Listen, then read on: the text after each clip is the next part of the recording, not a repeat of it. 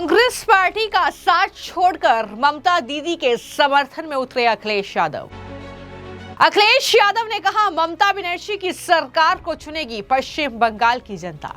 Waste Bengal की जनता एक बार फिर ममता बनर्जी जी को वहां पर चुन करके भेजेगी।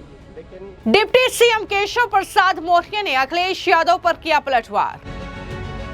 केशव प्रसाद मौर्य बोले, जैसे तेजस्वी हारे थे वैसे ही ममता बनर्जी भी चुनाव हारेगी। लेकिन जैसे तेजस्वी जी हारे थे अखिलेश जी के प्रचार के कारण, वैसे ममता दीदी भी हारेंगी अखिलेश जी के समर्थन के कारण। पश्चिम बंगाल में विधानसभा चुनाव का बिगुल बज चुका है और चुनाव प्रचार वहां पर जोरों शोरों से जारी है। लेकिन इस बीच इंडी अलायंस में काफी ज्यादा हलचल देखने को मिल रही है।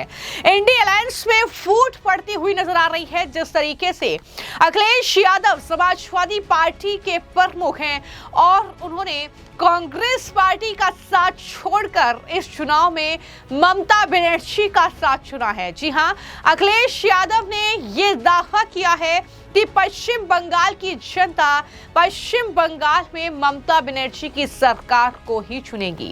यानी यहां पर कांग्रेस पार्टी भी चुनाव लड़ रही है, लेकिन अखिलेश यादव ने सीधे तौर पर ममता बनर्जी का समर्थन जता दिया है और कह रहे हैं कि पश्चिम बंगाल में हर स्तर पर ममता बनर्जी ने काम किया है। महिलाओं के लिए ममता बनर्जी ने काफी काम किया है, योजनाएं लेकर आई है, उसका फायदा महिलाओं को हो रहा है। ये तमाम बातें कहते हुए किस तरीके से पश्चिम बंगाल में ममता बनर्जी का समर्थन करते हुए नजर आए अखिलेश यादव, सुनिए। उत्तर प्रदेश यहाँ की जनता ने एकजुट होकर के जो संदेश दिया था,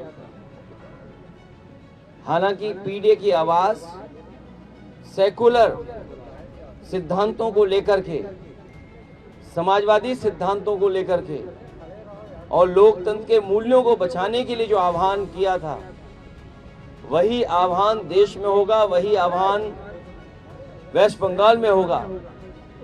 और कितनी भी पाबंदियां लगा ले Bharatiya Janata party election commission के माध्यम से, लेकिन वेस्ट बंगाल की जनता एक बार फिर ममता बनर्जी जी को वहां पर चुन करके भेजेगी।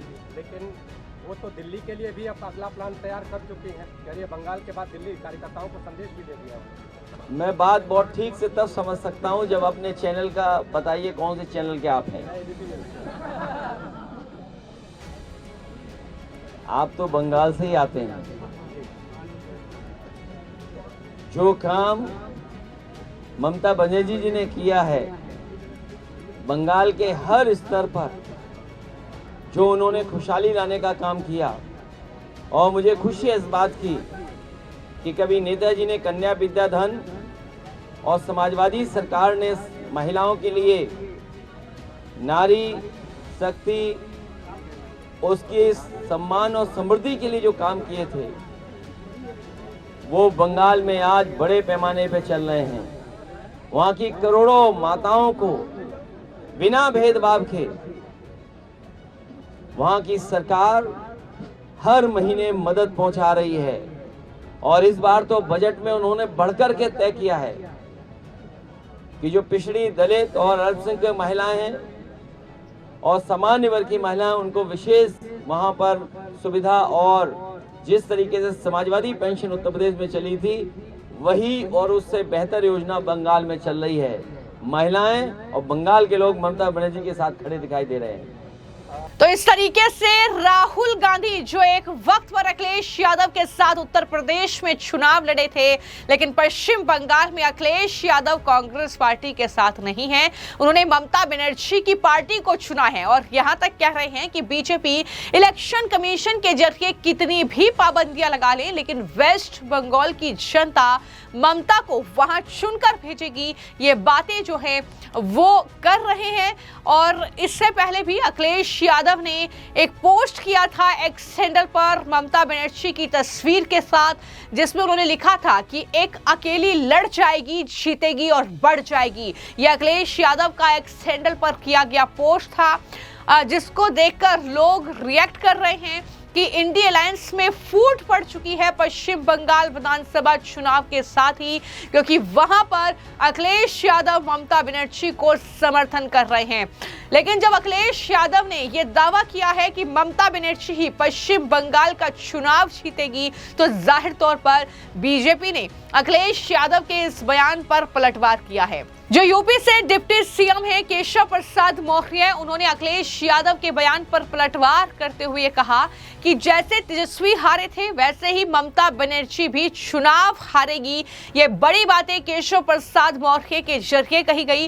लेकिन इसी के साथ जो समाजवादी पार्टी प्रमुख अखिलेश यादव गिना रहे हैं कि समाजवादी पार्टी ने महिलाओं के लिए उत्तर प्रदेश में क्या काम किए हैं, किस तरीके से महिला सशक्तिकरण से लेकर महिलाओं के लिए कितना जो पैसा देने की तैयारी समाजवादी पार्टी कर रही है, क्या आर्थिक मदद उनको देगी, उस पूरे मामले को लेकर भी केशव प्रसाद मौर्य ने बयान दिया। और क्या कहा समाजवादी पार्टी अखिलेश यादव पर हमला बोलते हुए, जरा सुनिए। अखिलेश यादव जी तो श्री तेजस्वी यादव को भी जिता रहे थे, वैसे वह ममता दीदी को भी जिता रहे हैं। लेकिन जैसे तेजस्वी जी हारे थे अखिलेश जी के प्रचार के कारण, वैसे ममता दीदी भी हारेंगी अखिलेश जी के समर्थन के कारण। समाजवादी पार्टी का मतलब है महिलाओं की सुरक्षा को खतरे में डालना।